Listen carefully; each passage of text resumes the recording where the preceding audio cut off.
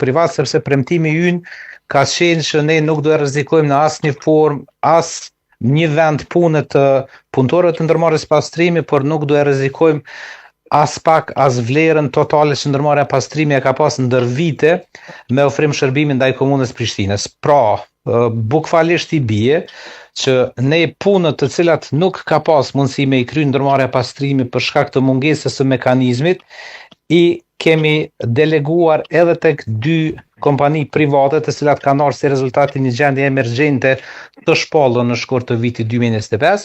mirë po për ta ruajtur stabilitetin financiar të ndërmarrjes pastrimi dhe për të mos i rrezikuar vendet e punës siç e kemi premtuar që në shkurt të vitit 2025 në të gjitha takimet kemi ofruar kontrata pastaj dytësore të cilat janë punë ambientale.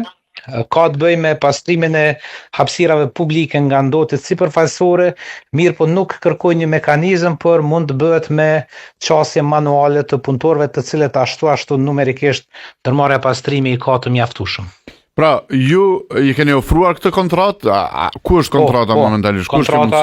Kontrata është e gatshme vetëm për nënshkrim, pritet nënshkrimi i kryeshefit apo i kujt qoftë autorizuar nga ndërmarrja pastrimi.